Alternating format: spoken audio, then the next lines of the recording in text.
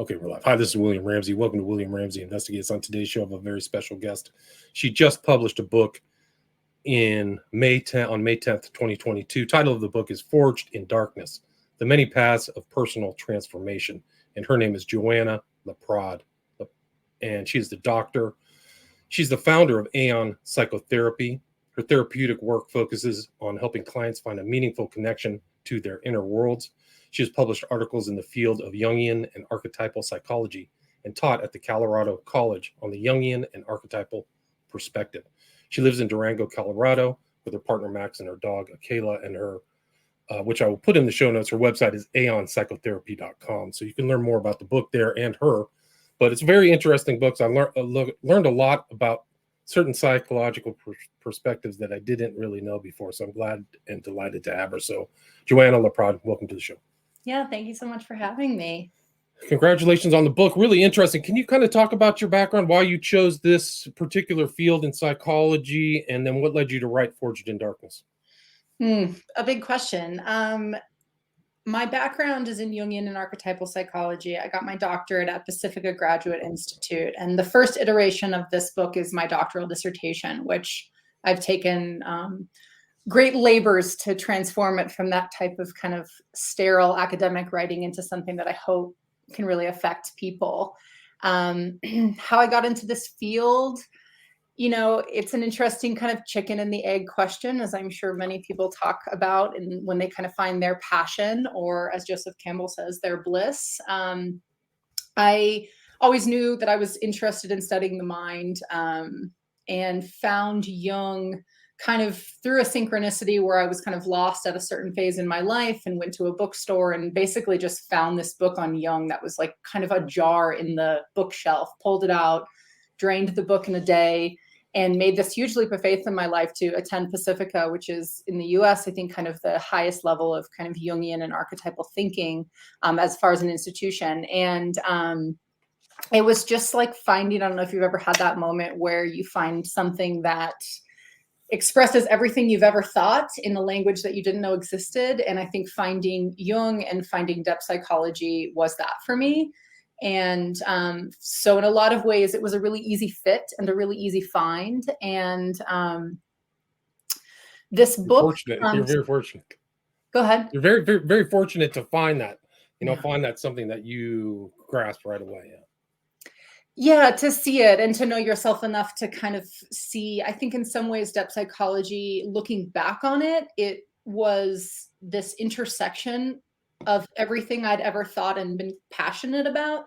That kind of, when you get that aerial view that time gives you, it's like, oh, well, there could have never been anything else. But yes, I do feel really lucky and blessed to have just found something that I care about so much. And I think this book comes from that place in me that just is so passionate about these ideas and this material. And I think, the book it came from a really personal place, and then it went through this transformation as a doctoral dissertation, which is really academic and research-based and kind of sterilizing in some ways. And then when I finished my doctoral work and started a private practice and started working with clients, I saw this book live itself out so much that it felt mandatory on some level for me to kind of transform it and put it into the world in a way that it could help people like the people that I work with, and not just kind of rot in that academic place where only 3 people have ever read it, Right. And you include a lot of personal stories. I do. And vignettes and things like some of your clients, people you've talked to, their troubles, difficulties, fears, worries. And maybe just as a starter, who was Jung, and can you define depth psychology? I mean, maybe that's simple, but some people may not know those terms or that. Yeah, of course. So Jungian psychology, well, let's start with depth psychology. Psychology in general is a big tent. There's a lot of different psychologies in that tent, and depth psychology, I think you could use the word depth or analytical in kind of interchangeably to describe a field of study that takes the unconscious seriously and focuses on the unconscious. And so a kind of simple way to describe that would be, a lot of psychologies are concerned with what's on top of a table. kind of moving things around, moving your place setting, getting things cuter and nicer and the way you might want it to look. A study of the unconscious is the study of that part of ourselves that we can't actually get access to, that isn't accessible and known to the ego on some level. So it's reaching underneath the table and kind of trying to find the lost parts of ourselves that maybe we've repressed, maybe we've never had access to. There's a personal element to that. There's a collective element to that. And so the analytical approach or the depth approach is really about focusing and being informed in your life by that unconscious part of yourself. And the first kind of major Western thinker that birthed that idea was Freud, who really galvanized the idea of the unconscious. And Carl Jung was, he came after Freud. They had a time in their careers where they overlapped and they were very close, and then kind of had this like juicy breakup. And, but Carl Jung is very unique in the field of psychology for his contribution in relationship to kind of the structure of the unconscious.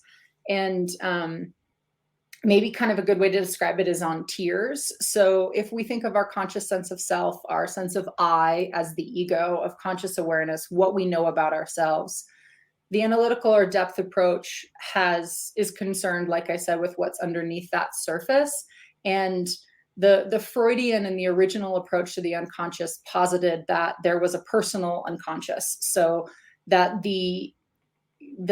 that part of ourselves that informs our life that we don't have access to is kind of a depository of personal memories, traumas you don't want to look at, parts of yourself that don't fit into society, all of these kind of things that have a tonality of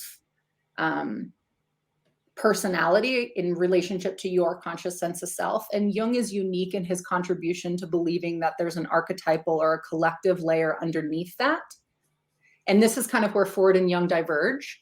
And Jung felt very strongly that there was also a collective psyche, so that there is a psyche within all of us that repeats itself generationally over and over again, that creates this kind of shared substratum of human experience that he called the collective unconscious. And that's the part of our being that archetypes come from.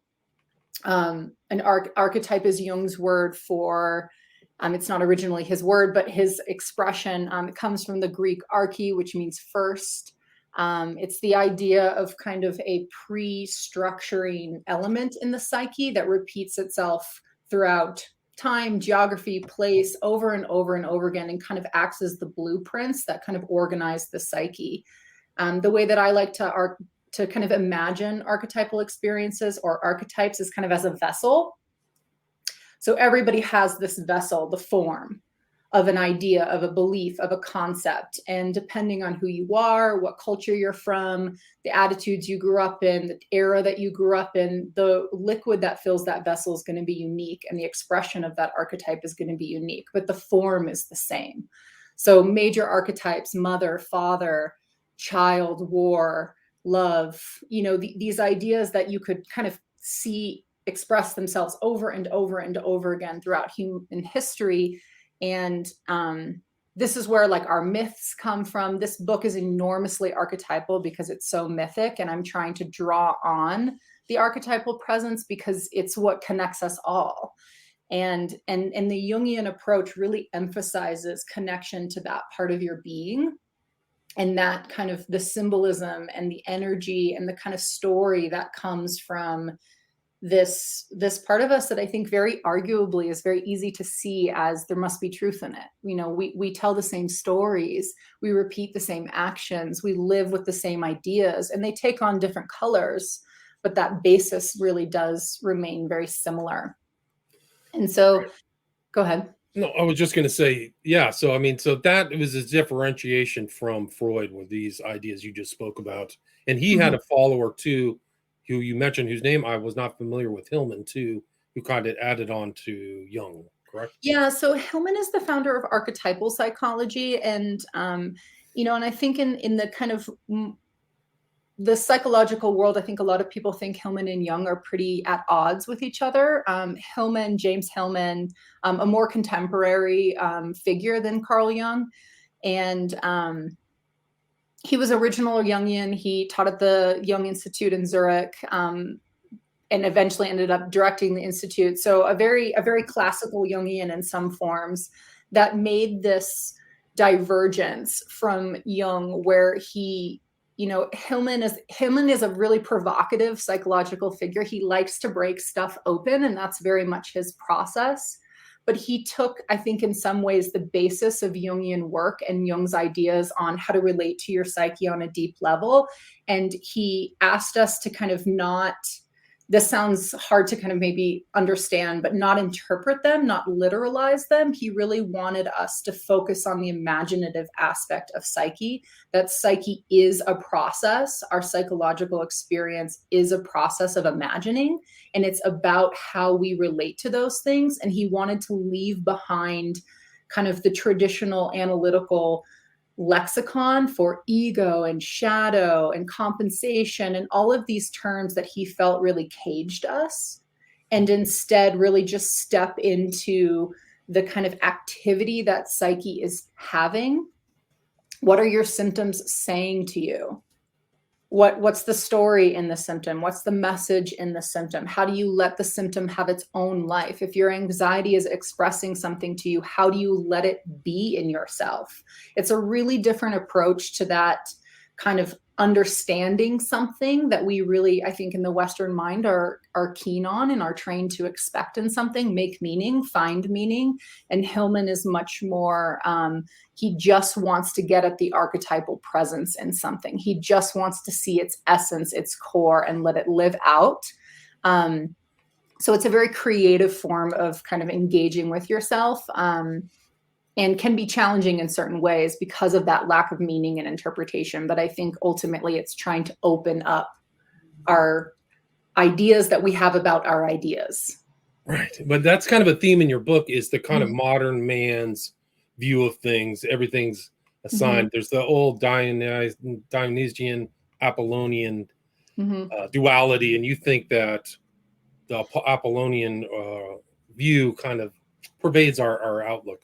Maybe too much. Maybe, I think at the end you make the argument that Dionysian, it's okay to go in and come back out, but maybe that's too far at the end, because you talk in the intro about going into the underworld and the underworld themes in ancient Greece and the world, really. Can you kind of talk about the kind of theme of the book that involves the underworld?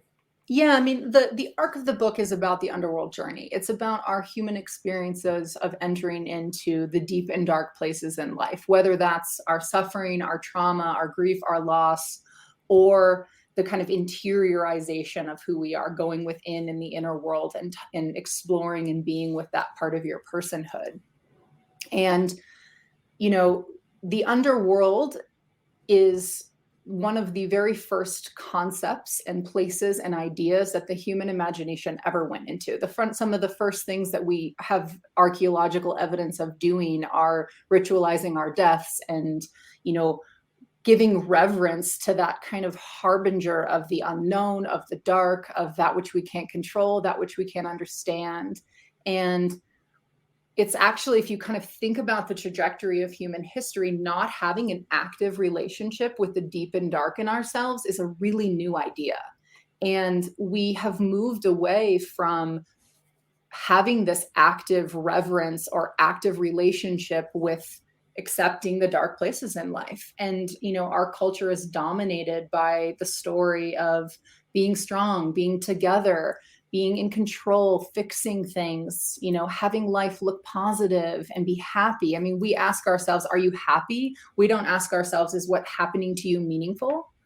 Are you being transformed? Are you being affected?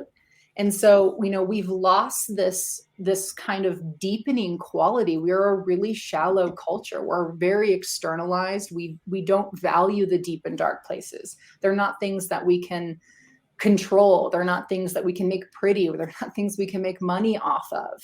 And because of that, we're really losing the power that comes from being in deep and dark places. I think as a therapist, I see this all the time.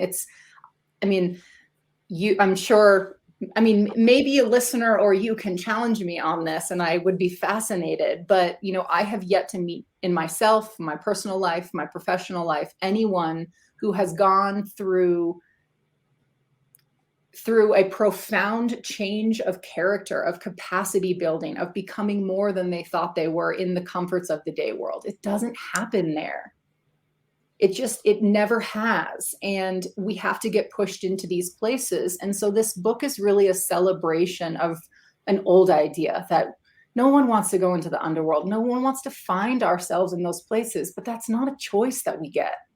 Life is going to give it to us in large ways and small ways. And that's a part of it. And so how do you build a relationship with these places? And because you have to make meaning out of them, to be affected by them. And so the arc and the effort of this book is explaining why we've lost this relationship with darkness, what we're losing in ourselves by so desperately refusing to make the underworld journey, and how we're asked to underworld now. This is a big kind of effort in the book, is this kind of heroic energy that we face hardship, kind of like Rambo. It's like, or the Terminator, or some like masculine, powerful, conquering energy. And there is something really beautiful in that and powerful in that, and it's only one way to navigate hardship. And the meat in this book is really about showing other mythic journeys that also show us different ways we could imagine into hardship, that give us different attitudes, characters, suites of behavior that we can start noticing, oh, this archetype is present within me. I'm facing darkness in this way. And hopefully in that fill out our own choices, really, our own capacity to be with these deep and dark places, and thus be affected by them and thus grow from them. Right. I mean, that's the theme, the many paths of transformation, forged in darkness. So you have this idea, you're going to go descend, but also ascend, right? Mm-hmm. So you're going through these places, personal trauma, suffering, anxiety, family. There's so many issues people can have, but you look at it through going through this darkness as partially a heroic, if not all, a heroic journey, though, right? Absolutely. And the hero, there's a lot of emphasis on hero in this book. And I think in a lot of ways there hasn't really been a mythic figure that has captured our imagination like the hero has. And the hero represents archetypally the capacity within all of us to understand that the old life is somehow worn out, that it's worn thin, that it's there's no longer life energy and alignment in it. And take the arduous and the challenging steps to kind of leave behind that old, cross the threshold into what we don't understand, what we aren't familiar with, be in the kind of fire of that experience and somehow come back transformed and renewed. And in our popular culture and understanding, no one contributed more to our understanding of the hero than Joseph Campbell, who was the great mythologist who outlined the steps in the hero's journey. And his book was Hero of 1,000 Faces, right? Exactly. Hero of 1,000 Faces. 1949. Yeah. And and his, which is, in my humble opinion, like the greatest title of all time. I love that title so much. It's so good. But it also captures something really true, right? That the hero does have 1,000 faces. There are so many ways to express that galvanizing energy of transformation that really makes up the human capacity to kind of be more than we thought we could, to face what is so challenging in life and step up. Expand, grow, whatever it is. And one of the things that I talk about in this book is that we've really reduced the multiplicity of the hero to hero. And in the Greek world, the hero that we have become enchanted by is Hercules, who is, he's the great monster slayer who uses willpower and force and courage alone to kind of submit things into his domain, to always be victorious, to always conquer, to, Hercules spends his entire life fighting the same monsters over and over again. Nothing ever happens to him. because he faces everything with life sword in hand. And that's an enormously powerful energy. And I think in darkness and in the underworld, sometimes we need that energy, but we've become really enchanted by it. And we focus on that kind of quest of human expression and transformation through that lens, and ask ourselves to conquer, to be victorious, to have that willpower, to get through it, be a hero. And one of the things that I talk about a lot in this book is different heroes that make underworld journeys that don't move in that way at all, that don't have that kind of idea of hero in them that we think of, and to kind of show people that this form, this archetypal energy of leaving the old behind, stepping into the uncomfortable threshold of really letting something go in yourself, being affected by something, and then coming back somehow transformed by that as a larger personhood. That doesn't have to look like Hercules. That can look like Orpheus or Odysseus or Aeneas. And we can find that same energy, but approach our own lives in a different way. And I really want this book to be a celebration of those other ways. And maybe you can just expand on that. What are those other ways? What a kind of different style instead of this kind of commanding, overcoming Hercules type archetype? So you know, I'll give you like my favorites. So there's some treats for people who are going to be hungry for the book. But you know, so what I do in the book is there's 5 heroes that I unpack in a lot of psychological detail and mythic detail. Hercules being one of them, and then I also look at 3 deities, all of which make underworld journeys. That's the kind of like qualifying aspect. Hermes, Dionysus, and Persephone. So my favorite hero is Aeneas, who is the highest ranking Trojan to survive the fall of Troy. And so his task is to kind of find a new home for his people. Aeneas is kind of in the mythic land, kind of considered to be the founder of Rome as the father of Romulus and Remus. Right. So the Aeneas, Iliad, right? Wasn't he in the? he's in the Iliad in the sense that he's a Trojan, that so because the Iliad is about the fall of Troy, and it's the Iliad. What's the book after that one? Homer is well known for the Iliad and the Odyssey, and the Odyssey is about Odysseus. Okay, sorry. I thought. But you're right. But Aeneas is in the Iliad. He's not a major player, but he is, like I said, he's kind of the last living like royal family member who then kind of embarks upon this quest to find his people, which is the Aeneid. Is Virgil's Aeneid is written about Aeneas. Okay. And so Aeneas, at some point, Aeneas is kind of stuck.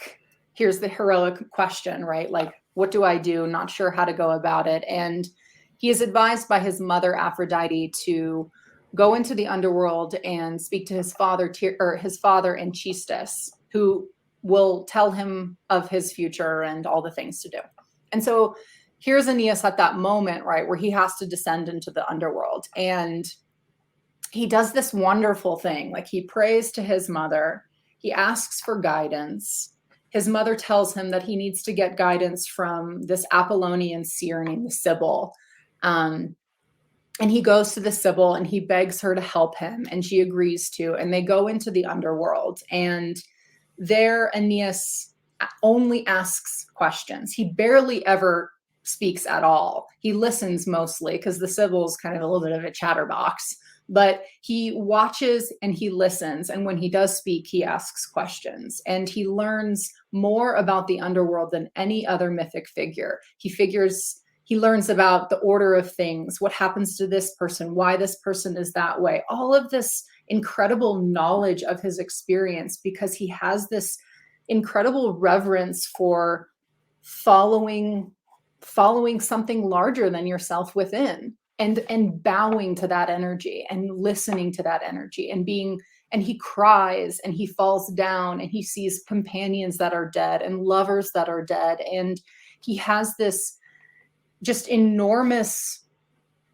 exposure to the underworld, but he never fights it. He never resists it. He never tries to tamper or subdue it. He just goes with the flow, and he reaches his father, and a lot of mythic figures, when they go into the underworld, they find someone that they love, as it's an easy feeling to connect to in ourselves, and try to pull them back up with them. And he lets his father be. He knows his place. He asks his father, what is needed of me? What is asked of me for me to help my people? What do I need to do? What do I need to give up? His father gives him, a portrait of his fate, of the fate of his people, tells him exactly what to do. And Aeneas never reaches for his dad. He never attempts anything more than just listening and reverence. And he comes back up from the underworld with all the information that he needs to found, this incredible civilization and this incredible salvation for his people. And he does it in this quiet, gentle, reflective way that knows that something larger is happening to him. And he just listens and is present for it.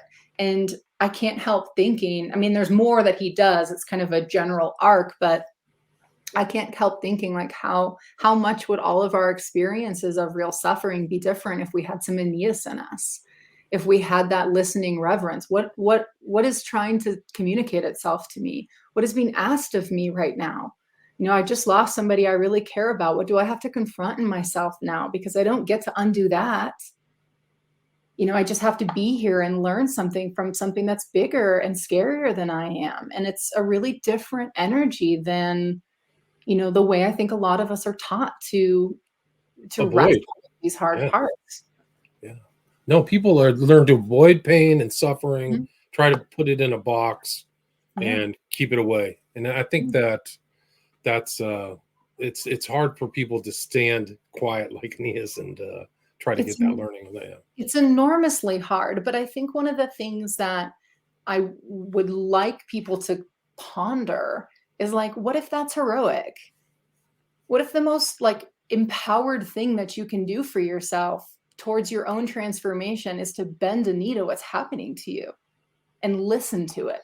We don't think of heroism as being anything that's not powerful and flashy and big and victorious. Like, what if it's quiet like that? What if it's about listening? What if it's about recognizing when something's larger than you?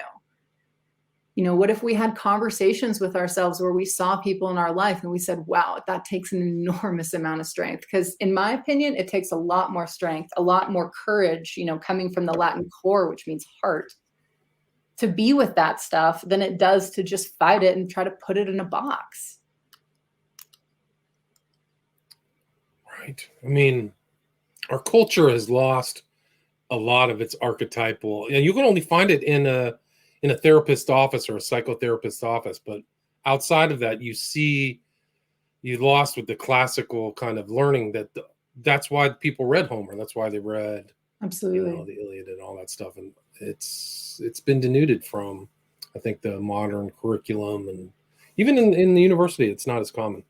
No, I think so. And something that I've always been really curious about is, yes to that 100%. And it's like, because I'm such a student of myth and I'm always sharing myths in my practice, or, trying to pull archetypes out for people. It's like, when you touch that realm with someone, it's like water on parched earth. People are mesmerized when you say, this reminds me of, and you tell them, like, a mythic story or a fairy tale. And people are like, because it touches something in us. When I was teaching at Colorado College once, I had this student come up to me 2 or 3 days into the class, and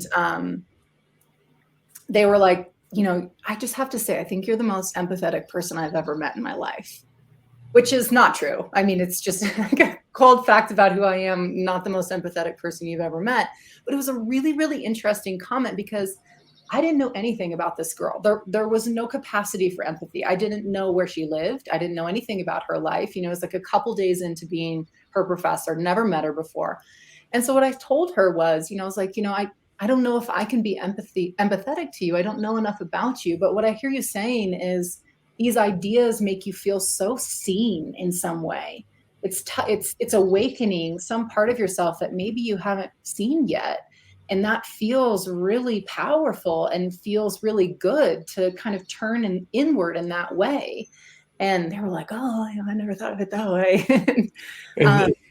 But Yeah, it's and a true. lot of your stories are about people feeling not very valuable, feeling empty, feeling lost.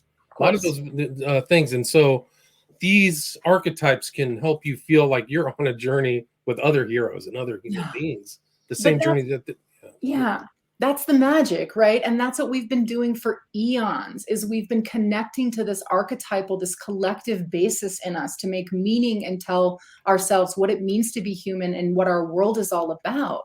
And that kind of dilution and the anemia of not being kind of mythically attuned, it makes it up to the individual alone to find meaning and connection to something. And I think, you know, your point is right on, because I think when I tell myths to people or fairy tales or any of that kind of archetypal energy, they feel seen, they feel connected to the human journey. And it's like, wait a second, it's not just me that's out here kind of naked in the storm feeling all this. What do you mean? You mean all these, we've been telling stories about that? It's so soothing for people and validating.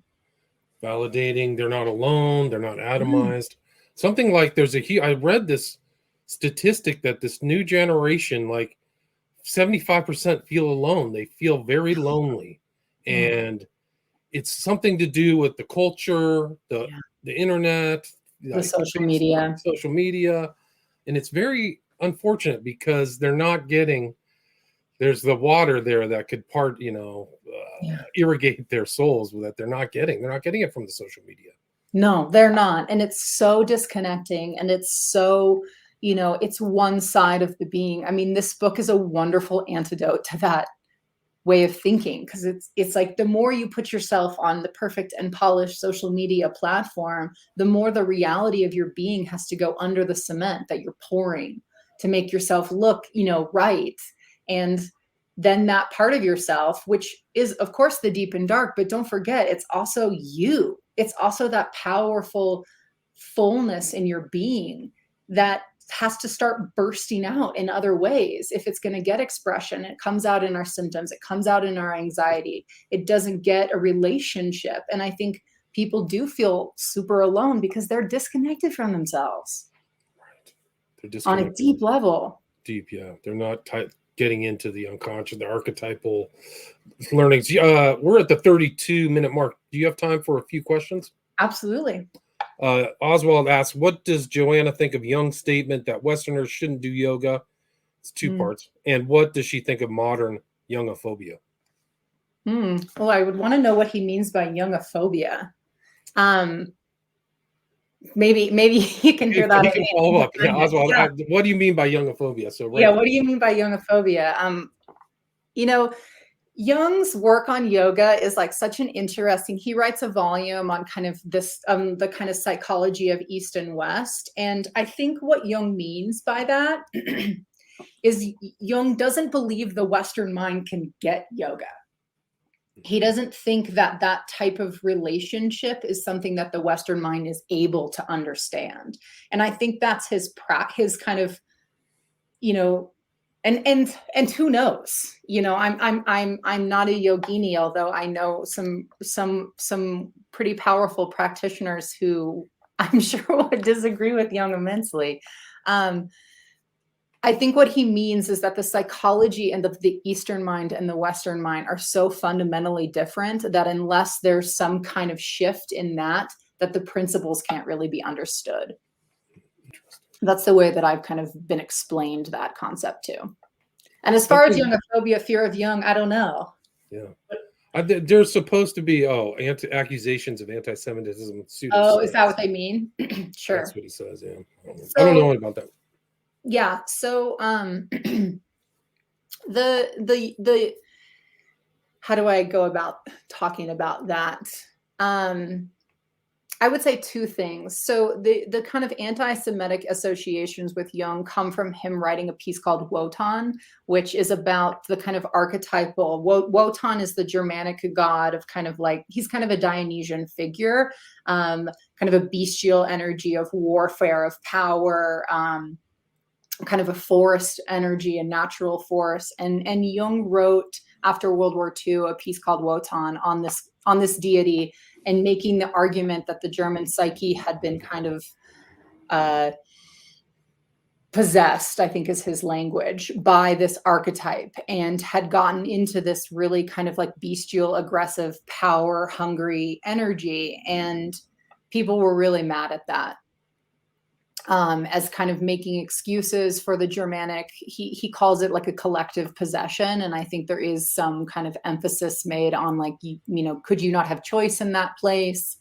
Then there's kind of this messy, relationship that he had with a fellow psychologist who was Jewish, who tried to leave Nazi Germany, and Jung didn't harbor him, although he did pay for his like fare to leave, but didn't let him into his house. So there's some of this kind of like personal stuff. And I think that's kind of the base of some of those comments. I would say in general, there's a literary principle called death of the author. I don't know if you've ever heard of that, but it's kind of the idea of reading a piece of literature without the author's personhood behind it. I think that's, as a modern person and as a young person, I think that's a really good attitude to take with Jung as a person. I mean, Jung was an incredible thinker, and he was also a product of his time. He was enormously patriarchal. He was very wealthy because his wife had a bunch of money, and he, you know, just used it to write books. And he spoke, his lexicon is really what we would consider now like pretty derogatory.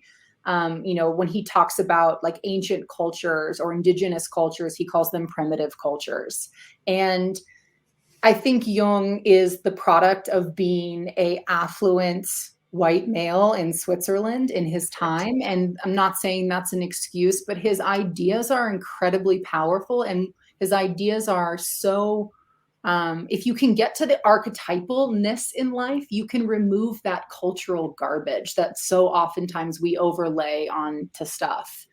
And so I think I've always adopted that perspective. You know, if you read Jung's biography, you're like, oh God, you know, he can kind of be like, he can be a jerk. And I mean, he slept with a lot of his patients. Like, you can find a lot of reasons. I mean, he created countertransference and transference, and you're like, okay, well, clearly because you were a victim to it.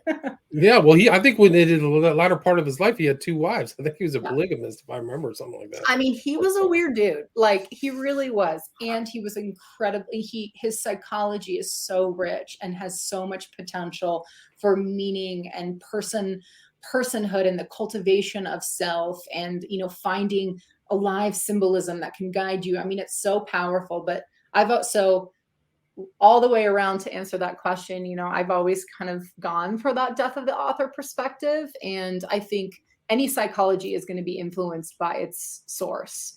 And, you know, I think part of the project of being a Jungian is understanding some of these ideas and taking it into kind of the world in your own way, which we probably have to do with any founding thought. As the times change and we change and our psychology changes and our expression of self changes, all of that. Right. Great answer. We are at the 40-minute mark, Joanna. Is there anything you'd like to add or anything I missed? No. And somebody asked, where's the best place to get the book other than Amazon?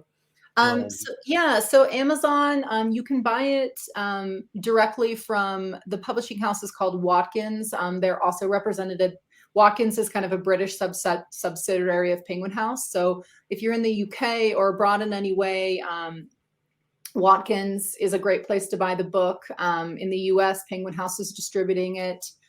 Amazon, I think it's on like Barnes and Noble and Target and all of those big things. But I would say also the best, like your local bookstore. If they can't, you know, if they don't have it, they can order it. There's a lot. I mean, there's that, and you have a Kindle version and a paperback right now, right? Yes, Kindle and paperback. I think there's like a hiccup with the Kindle that says it's coming out in October that I'm trying to sort out. So if you do get the Kindle, it's going to be sorted. Yeah, and there's a lot of other information in this book. I highly recommend people check it out. But we didn't even get to the gods. Talk about Orpheus, Odysseus. There's a lot of information in this book I think is very worthwhile as an antidote to kind of this something, the shallowness of American culture, I would say, in a very general way. So I highly recommend this book.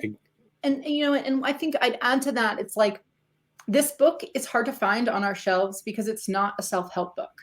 It's not about it's not me telling you how to get over, fix, solve, do better, look better in these places. It's a self-awareness book. It's about you turning your own capacity to understand yourself and your life on and root yourself in that. And I think for us at this time in our lives, in human history, we have to do that. Because we can, like the underworld, whether it's within or from without us, it's going to push past all of our barriers, all of our symptoms, all of our pills, all of that, because our world is changing and it's a scary time in a lot of ways.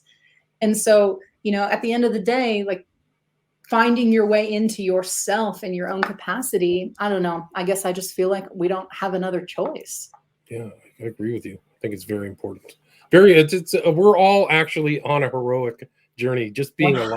alive. And so everybody can learn from these other heroes and these archetypes. Yeah. And again, title of the book is Forged in Darkness, The Many Paths of Personal Transformation. Author's name is Dr. Joanna LaPrade, and the book just came out May 10th. And I'm going to put a link to her website, and that's probably the best place to contact you. Is that correct? Yeah, if you're interested in contacting me in any way, there's a form submission on my website. So, and I'll email you back personally. It just kind of helps me keep my information in some kind of boundaried place. Awesome. Congratulations on the book. Yeah, and thanks so much for your time. I really appreciate it. Yeah, of course. All right, take care. Stay there.